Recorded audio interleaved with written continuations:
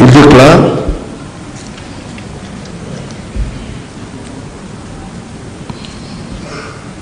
j'ai vu des agents venir vers moi.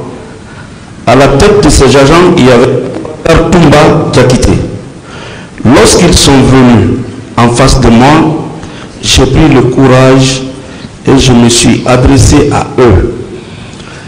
J'ai dit: regardez tout ce monde qui est en train de tomber comme des pigeons. Tout se paye dans la vie. Vous tirez sur les innocentes personnes désarmées. Regardez la pelouse. Il n'y a que des morts et des blessés. Regardez sur le gradin. Il y a des morts et des blessés. En disant c'est grave, c'est très grave, ce que vous faites. Et je disais auprès de Toumba, qui croisait les bras.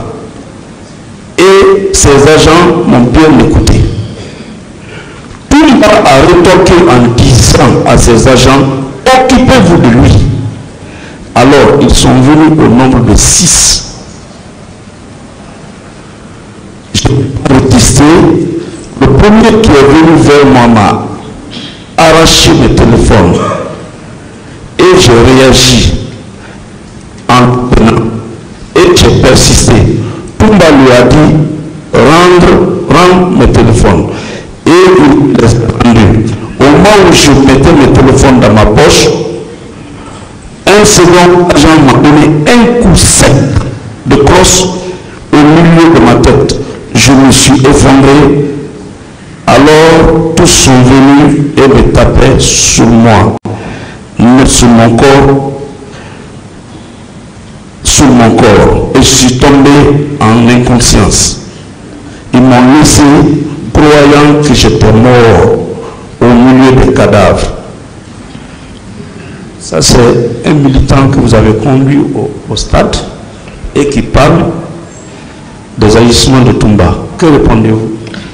Non, je n'ai pas de commentaire particulier sur cela. Moi, je ne l'ai pas vu. Vous savez, maître, moi j'ai vu des assaillants au stade. Quel intérêt aurions-nous pour dire qu'un assaillant était bon? Les gens qui sont venus au stade, quel intérêt on avait? Moi, je ne l'ai pas vu tuer quelqu'un. Je ne l'ai pas vu avec une arme. Je ne l'ai même pas vu avec un gourdin. Ce que j'ai vu, il est venu, il nous a sortis du stade, il nous a conduits à la clinique, il nous a déposés à la gendarmerie et pendant qu'il nous transportait, il a eu beaucoup de compassion pour nous. Il n'a pas échangé avec nous, à l'exception de la seule réponse qu'il a donnée à Sidia Touré quand Sidia lui a demandé s'il était docteur. Il a dit oui, qu'il est médecin. On n'a pas échangé avec lui, il nous a donné le lot. C'est tout ce que je retiens de Toumba. Ceux qui étaient au stade, chacun a sa version. Bon, nous n'étions plus là. Je ne sais pas si quand il nous a déposé, il est reparti au stade ou non. Ça, je ne peux pas le dire non plus. Mais le temps que nous, on a été au stade, ce temps-là, jusqu'à la clinique, jusqu'à l'état-major de la gendarmerie, ce que j'ai vu, c'est ce que j'ai expliqué au tribunal. Le tribunal appréciera. Vous avez parlé de fausses communes dans votre déposition. Je dois aussi souligner qu'il y a eu de nombreux et même des fausses communes qui ont été préparées uniquement lorsque les autorités ont compris que la communauté internationale s'était saisie du problème. Je ne connais pas les lieux de ces fausses communes, mais certains disent qu'il serait au camp Alpha Yaya et à l'aviation militaire. Monsieur le Premier ministre, après les événements, vous êtes devenu membre du gouvernement, non? Oui, tout à fait. Ministre des Affaires étrangères. Oui. Vous avez cherché à vérifier cette information pour aujourd'hui que le peuple soit édifié? Le dossier du 28 septembre, j'ai été dans le gouvernement qui est venu après, j'ai été secrétaire général à la présidence. J'ai été ministre des Affaires étrangères. Sur ces 5 ans, j'ai fait le premier mandat du président Alpha. Mais je crois que je ne partageais pas la position du gouvernement sur l'affaire du 28 septembre. Parce qu'entre-temps, moi, je faisais des déclarations sur le 28 septembre. Moi, je faisais des publications sur le 28 septembre. J'ai toujours réclamé la justice pour le 28 septembre. Je n'ai pas varié. Mais je n'avais pas la charge de faire des enquêtes. Il appartenait au ministre de la Justice et autres, et à l'autorité d'ordonner. Mais dès lors que, dès après l'élection, comme je l'ai dit dans mon introduction, je l'ai dit qu'au titre de la complémentarité, le gouvernement avait demandé que le massacre du 28 septembre soit jugé par une juridiction nationale et la Cour pénale internationale lui en a donné pleinement droit. Donc il appartenait au gouvernement d'organiser le procès et moi, je n'étais pas ministre de la Justice, il ne m'appartenait pas donc de rentrer dans ces détails. Mais la différence, tout le monde le sait en Guinée, je n'ai jamais arrêté de parler du massacre du 28 septembre. Jamais. Je l'ai toujours fait. J'en ai toujours parlé. Je n'oublierai jamais le souvenir de cette journée. Je n'oublierai jamais ce que les femmes ont enduré ce jour-là. Je n'oublierai pas les jeunes qui sont morts là-bas, qui n'ont rien fait, qui aspiraient seulement à la liberté, au changement. Et on les a massacrés. Jamais je n'oublierai. Et c'est la raison pour laquelle je ne me suis jamais tu.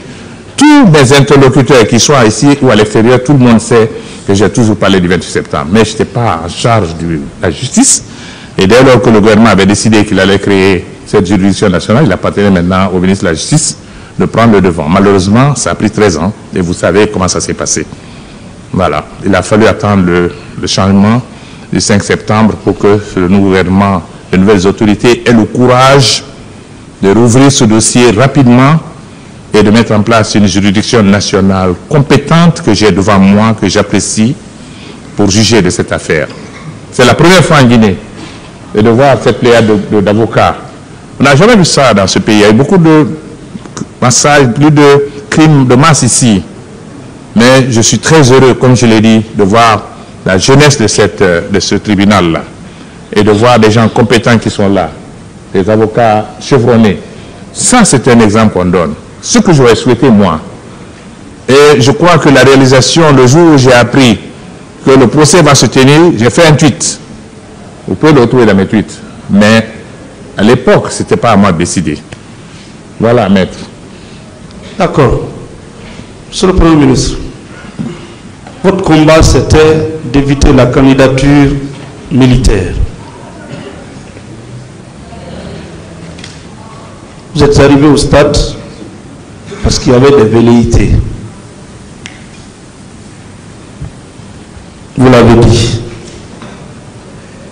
Dieu aidant, ces velléités sont passées. Le pouvoir est devenu au civil. Vous avez été ministre secrétaire à la présidence. Donc, le tout du président, en un mot, est ministre secrétaire général à la présidence de la République. Vous n'avez pas pu inciter notre justice à organiser ce procès. Au moment où tout était frais, les indices étaient là. Parce que moi, quand je passe devant le stade, j'ai la chair de poule. Tout a disparu. C'est ma dernière question. Vous êtes parti au stade. Dieu vous a sauvé. Dieu vous a donné le pouvoir. Pourquoi n'avez-vous pas organisé le procès? La politique,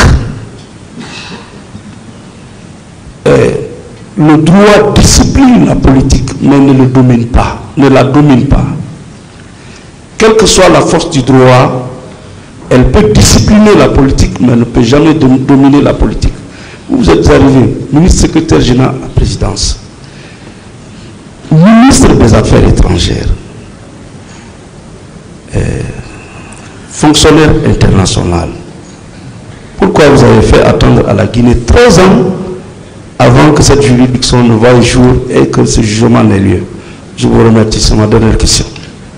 Merci, maître. Vous savez que j'ai beaucoup de respect pour vous, beaucoup d'admiration. Et je pense que vous savez pourquoi. Mais je vais vous dire que même ministre de la secrétaire général de la présidence et ministre des Affaires étrangères, cherchez et vous trouverez. Je suis le seul membre du gouvernement qui parlait du 28 septembre. J'ai publié des textes sur le 28 septembre en étant membre du gouvernement. Je l'ai fait. Parmi ceux qui sont ici, qui sont là, certains l'ont lu. Je n'ai jamais cessé de le faire. Donc, si ça ne dépendait que de moi, le procès du massacre du 28 septembre se serait tenu il y a très longtemps. J'étais un avocat de la tenue de ce procès. Je n'ai pas été écouté, certainement que ça a pris du temps. Et j'étais très heureux quand le ministre Sako est devenu ministre de la Justice. Et on est resté au gouvernement quelques mois, malheureusement, ensemble. Mais c'est lui qui a fait avancer ce dossier. Il sait ce que je lui disais. Mais je n'avais pas le pouvoir d'organiser ce procès. Si je l'avais, ce procès aurait été tenu par une juridiction nationale depuis très longtemps. Mais je n'ai jamais perdu espoir parce que je savais que ce sont des crimes imprescriptibles et que tôt ou tard, si le gouvernement ne le faisait pas, la CPI allait s'emparer du dossier. C'est clair, parce que c'était leur dossier.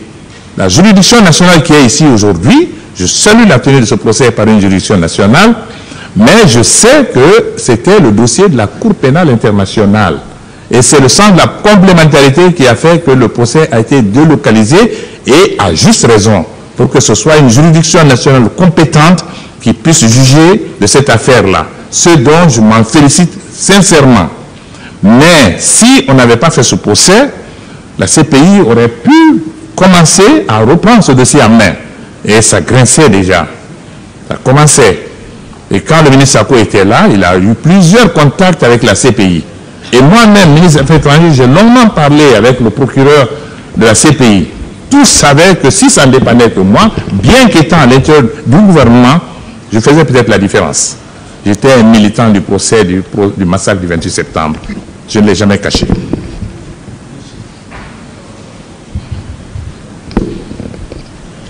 Merci, Monsieur le Président. Monsieur le Premier ministre, le Sénéfal. C'est bon? C'est bien chargé. Okay. Alors, je m'en vais vous poser quelques questions. Et ça va être des questions de précision. Est-ce que vous pensez que le colonel Keboro était coordinateur de la répression, comme soutenu par le représentant du ministère public? Non, je ne peux pas le dire. Je crois que j'ai longuement parlé du rôle du colonel Keboro ce jour, ce que j'ai vu. C'est bon, c'est bon. Voilà. Si vous pensez que cela n'est pas le cas, je m'en vais également vous poser une autre interrogation. Alors, si, comme on le prétend de l'autre côté, que le colonel Keboro était coordinateur de la répression, est-ce qu'il aurait eu un seul instant des difficultés à faire adhérer celui-là que vous identifiez comme Marcel ce jour-là devant la clinique? Est-ce qu'il allait avoir une seule difficulté face à ce dernier, s'il était coordinateur de la répression? Non, je ne peux pas le dire, mais tout ce que je peux dire, c'est que quand Marcel était très en verbe ce jour-là, et que Toumba, il se tiraillait avec Toumba, c'est vrai que le colonel Keboro a essayé de lui parler pour quelques minutes, ça n'a pas marché. Ça n'a pas marché? Non. Ça veut dire qu'il ne coordonnait rien. Vous êtes d'accord avec moi? Ça veut dire que Marcel n'obéissait à personne. Bon, comme vous le dites, ça va, ça veut dire, ça confirme encore qu'il ne coordonnait rien. Non, je ne le dis pas. Je dis Marcel n'obéissait à aucun grade ce jour-là. Alors, tout à l'heure, je vous ai entendu dire que vous étiez à l'intérieur du stade pour un meeting.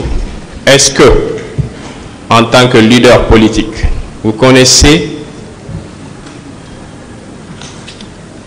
le stade du 28 septembre avant d'y aller ce jour pour le meeting?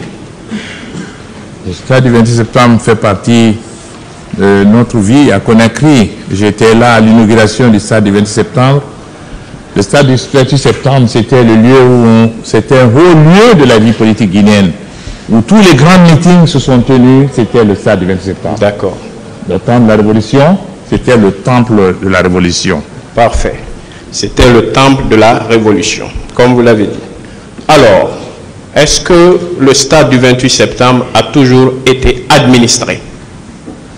Vous confirmez cela? C'est-à-dire qu'il y a toujours eu une administration? Oui, tout à fait. Est-ce que vous, en organisant votre manifestation le 28 septembre 2009, vous aviez obtenu ou bien vous aviez adressé ne serait-ce qu'un courrier à l'administration de ce stade qui est un patrimoine national qui a disons, qui sert toute la nation de Guinée? Le comité d'organisation était bien à règle. Ils ont envoyé une lettre au ministère de la Jeunesse qui gère le stade du 28 septembre. C'était l'autorité supérieure. Et ils se sont adressés, le comité s'est adressé également à la commune de Dixine qui administre politiquement le stade du 28 septembre. Alors, si tel est le cas, je voudrais savoir votre point de rencontre ce jour. Qu'est-ce qui était indiqué? Quel est le lieu qui était indiqué ce jour pour la tenue de votre meeting? Initialement, c'était le stade du 20 septembre. Puisque nous n'avons pas reçu la réponse pour le stade du 20 septembre, nous avons opté pour l'esplanade du stade du 26 septembre. Et le point de ralliement des leaders, c'était le domicile de notre regretté porte-parole, Jean-Marie Doré. Monsieur le Premier ministre, contrairement donc à ce que vous dites là, on a reçu, pas plus tard que la semaine dernière, Monsieur le Président Bahouri, qui est passé ici, qui était d'ailleurs votre président de la commission d'organisation. Il n'a jamais soutenu ici que le lieu indiqué, c'était le stade. Il disait devant ce tribunal que le lieu indiqué, c'était l'esplanade. Qu'est-ce que vous en dites? Bon, maître, vous n'avez pas suivi le procès. Bahouri a été très clair. Et il a bien expliqué au tribunal que la demande a été faite au ministère de la Jeunesse pour le stade. C'était notre décision au niveau des forces vives. Et le stade, on n'a pas reçu la réponse du stade. Et donc, nous avons changé pour prendre l'esplanade. Jean-Marie, Bahouri n'a pas dit que c'était le seul lieu qui était retenu. Il a expliqué ici, à cette barre, que c'était l'intérieur du stade qui était retenu par nous. Il ne parlait pas en son nom, il parlait à notre nom, à tous. Et ce qu'il vous a dit ici, je le cautionne et j'y adhère. Mais il avait indiqué que c'était le stade qui était indiqué. Nous n'avons pas eu l'autorisation pour le stade. Nous avons décidé ensemble de faire sur l'esplanade. Alors, est-ce que vous pouvez faire une différence entre le stade et l'esplanade du stade? Oui. Est-ce qu'il y a une différence? Oui. Alors, quelle est la différence? Si nous considérons le stade, c'est l'enceinte à l'intérieur. Et l'esplanade, c'est une place extérieure. Alors, l'administrateur du stade, est-ce que vous savez que c'est lui qui gère également l'esplanade du stade? Oui, d'une certaine manière, oui. Alors, du moment où vous n'aviez pas obtenu son autorisation ce jour, le fait par vous, leader politique, d'inviter vos militants sympathisants à venir vous attrouper sur ces lieux, n'est-ce pas une sorte de forcing? Non, pas du tout. D'abord, nous n'avons pas reçu de lettre écrite du directeur du stade pour nous dire qu'on n'était pas autorisé à venir là. On n'a rien reçu d'officiel. Oui, on n'a pas eu de réponse à notre lettre. Donc, nous considérons, d'ailleurs, dans certaines situations, on dit que qui ne dit rien consent. On aurait pu considérer que... c'est un forcing, vous êtes d'accord? Non, vous avez compris ce que j'ai dit. J'ai dit, dans certaines circonstances, on dit qui ne dit rien consent. Pas en la matière. On n'a pas reçu de lettre. On n'a pas eu de... Sauf qu'en la matière, c'est inopérant. Vous aviez adressé un courrier qui est revenu sans réponse. Vous connaissez les voies de recours, monsieur le ministre. Alors, on va continuer. Oui. J'ai un problème avec vous. Oui. C'est cette disparité que je constate entre votre déposition ici à la barre et ce qui existe dans le procès verbal. Parce que moi, j'ai été un de vos admirateurs. J'ai été de loin un sympathisant de FUDEC. J'espère que vous l'êtes encore. Ben, FUDEC, c'est du passé. Oui. Mais, Monsieur le Président, je suis encore choqué parce que dans votre procès verbal, ce que vous venez de déclarer ici, ce n'est pas ce qui s'y trouve. Vous avez clairement indiqué devant le pool de juges d'instruction qu'il y avait telle personne à la tête d'un contingent. Vous êtes quand même un homme d'État. Je voudrais savoir, votre déclaration, c'est avant les événements ou bien c'est après les événements? C'est une question bête, mais je sais que vous allez donner la réponse. Bien entendu que cette déclaration a été faite après les événements. Voilà, c'est bon. Laissez-moi répondre. Ok, allez-y. Laissez-moi répondre. Autant on ne peut pas faire de déclaration avant les événements, ça au moins c'est évident. Oui. Nous avons fait la déclaration après, mais je vous dis encore une fois qu'on nous a dit de faire une déclaration sommaire, c'était ce qui a été demandé. Le rapport que vous avez à main, si vous le lisez, vous le verrez. Ce qui est constant, j'ai vu rentrer Toumba, il était avec les militaires. Les tout premiers qui sont rentrés, je l'ai vu. Je n'ai aucune raison de couvrir Toumba. Je ne le connais pas et il faisait partie pour moi de ceux qui sont venus au stade. Donc, je n'ai aucune raison. Mais je dis ce qui est. Mais je l'ai vu sur le terrain. La manière dont il a opéré, c'est ce que je vous dis devant le tribunal. Et je suis autorisé devant ce tribunal, en dehors, en plus de ce qui est là, d'être beaucoup plus précis devant un tribunal. Et c'est ce que je suis en train de faire. Entièrement d'accord avec vous. Mais, Monsieur le Président, lorsque vous dites dans votre procès verbal, après avoir vécu les faits, on vous demande de rapporter ces faits de manière sommaire, comme vous l'avez dit. De manière sommaire, vous avez identifié des personnes. Il y avait assez de militaires au stade, mais vous n'êtes parvenu qu'à l'identification de 2 d'entre ces militaires. Maintenant, vous dites que un d'entre ces 2 était à la tête d'un contingent et que c'est seulement lorsqu'il a constaté que vous étiez dans de mauvais états qu'il a pris sur lui la responsabilité de vous sortir du stade. C'est ce que vous aviez déclaré devant les juges d'instruction. Et c'est ce qui est versé au dossier. La question alors, monsieur le Premier ministre, pourquoi ce changement? Pourquoi? Est-ce que c'est dû au fait que vous aviez suivi ce procès de loin, que vous avez eu le réflexe de venir rectifier ce que vous aviez précédemment déposé? Non, maître, non. Je crois que tous les Guinéens se souviendront qu'en 2009, fin 2009, après le massacre, tout le monde se souviendra que j'avais fait une interview sur les radios ici, où j'avais annoncé que Toumba nous a sauvés au stade du 20 septembre.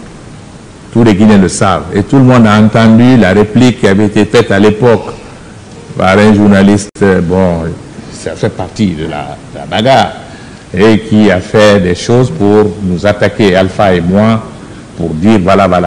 Mais c'est constant. Mais ce que je veux vous dire, vous avez mentionné 2 militaires, ce sont les 2 que j'ai identifiés, je ne connaissais pas les autres. Même Marcel, je ne le connaissais pas.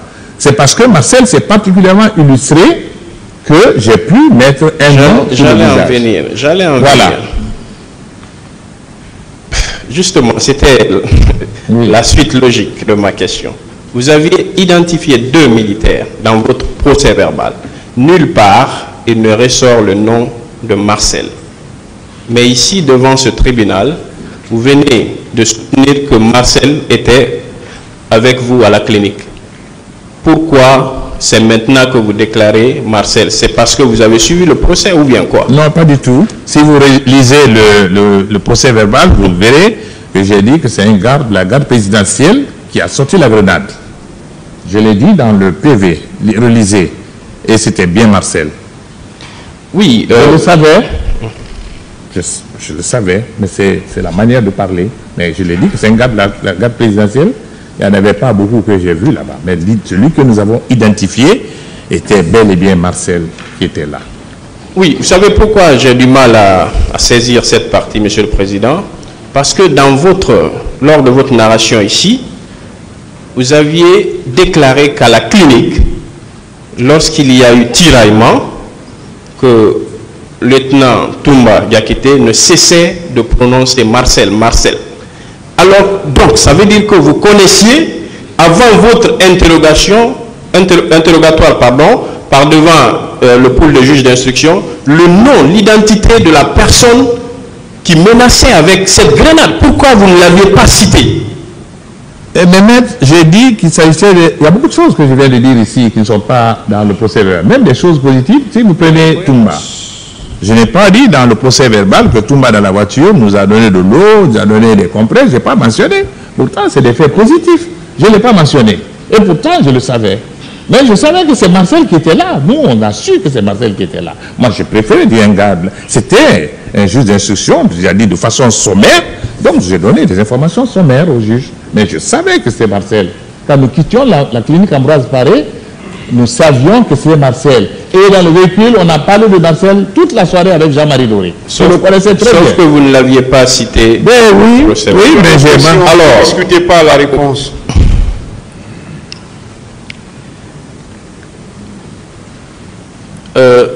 Je vais vous demander, est-ce que pour organiser ce meeting géant avec cette foule qu'on ne pouvait pas contenir, est-ce que vous aviez pris quand même, puisque vous l'avez reconnu ici, être un habitué du stade, le temple de la Révolution, est-ce que vous aviez quand même à l'esprit la capacité de ce stade?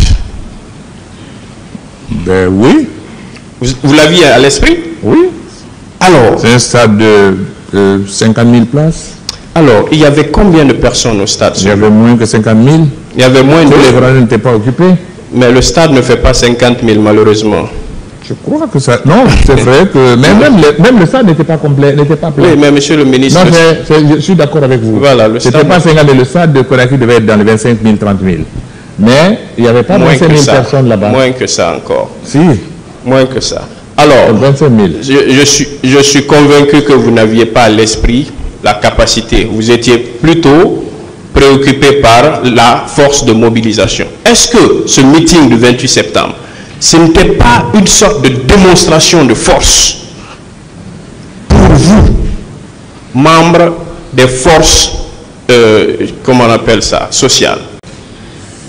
S'il y avait une idée de démonstration de force, c'était pour donner un démenti au président Ouad, qui s'est basé sur une manifestation qui était organisée au Palais du Peuple, manifestation qui avait été organisée moyennant beaucoup de moyens.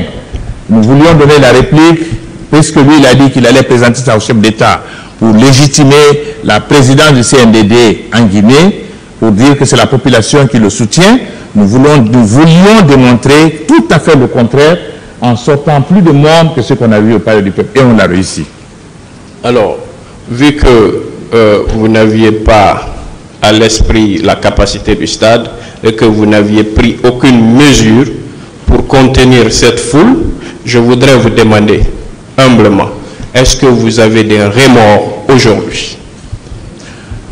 Ben, je vais revenir sur le stade avant de vous répondre. Sur le stade, au grand moment de la révolution guinéenne ici, on invitait toute la population de Conakry à venir au stade.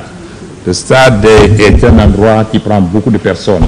Donc les militants que nous on avait invités au stade, nous n'avions aucun doute que le contenu du stade ne pouvait pas contenir ce monde. On le savait, ça c'est clair, c'est une constante. Remords? Non, je suis malade depuis le 28 septembre. Pourquoi? Je gardais, je l'ai dit ici, pendant les premiers mois du 28 septembre, je n'endormais pas. Je voyais nos militants, j'en ai vu, hein. J'ai vu des militants qui ne pouvaient même pas marcher. Le 29 septembre, je les ai vus, qui avaient été martyrisés. Nous avions même envoyé certaines de nos militants à Dakar, dont celle qui était devant vous aujourd'hui. Elle n'était pas seule de mon parti. J'ai vu des couples ici qui ont connu des grands problèmes à cause du 28 septembre, des femmes qui ont eu des problèmes. Je pensais à tous ces jeunes que moi j'ai vus chantant, dansant. Je l'ai vu comment on a fauché leur vie. J'ai vu ça. J'ai gardé ce sentiment-là à moi. Et ce sentiment-là ne m'a jamais quitté. C'est la raison pour laquelle moi j'étais un militant du procès du massacre du 28 septembre. J'ai fait des publications, moi.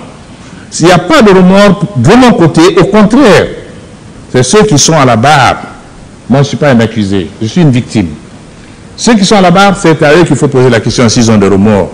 Ce que moi je sais, c'est que nous avions voulu organiser une manifestation à laquelle nous avons invité beaucoup les deux couches auxquelles nous tenons le plus dans notre vision politique, les jeunes et les femmes. Ces deux couches étaient les plus nombreuses au stade. Malheureusement, plutôt que de nous laisser faire librement notre meeting et partir, on nous a envoyé des forces de répression qui ont fauché ces jeunes et qui ont humilié ces femmes, qui ont pris à ces femmes ce qu'elles ont de plus cher. S'il y a remords, c'est plutôt aux accusés. Moi, je n'ai pas un sentiment de remords. Mais par contre, j'ai un sentiment, sincèrement, j'ai gardé un goût amer de cette manifestation à cause de la répression qui s'est abattue sur nos militants. C'est ce que je peux dire. Alors, je vais terminer par vous remercier et poser ma toute dernière question. Tout à l'heure, vous avez dit que le but de cette manifestation, c'était d'apporter une réponse au président, à l'ex-président Ablaye Wade. Oui. Est-ce que cela ne confirme pas que c'était effectivement une sorte de démonstration de force qui vient ici saper les autorités qui étaient en place en ce moment, l'image de ces autorités? Non, pas du tout. Vous savez, maître, qu'à cette période-là, il y avait de gros intérêts en jeu en Guinée. Le président Wade n'était pas le seul, d'autres l'ont essayé. Et chacun avait ses intérêts en soutenant la jeune militaire qui était au pouvoir. Et donc, ce qui se passait, il y avait l'enjeu du port de Conakry et autres. Et donc, ce qu'ils voulaient faire, lorsque la CEDEAO avait pris position fortement, n'oubliez pas que le premier qui s'est offert comme médiateur en Guinée, c'était le président Wade. Dès le départ, la crise, quand il y a eu la prise du pouvoir par l'armée, c'est le président Wade qui s'est présenté comme étant le premier médiateur de la crise guinéenne.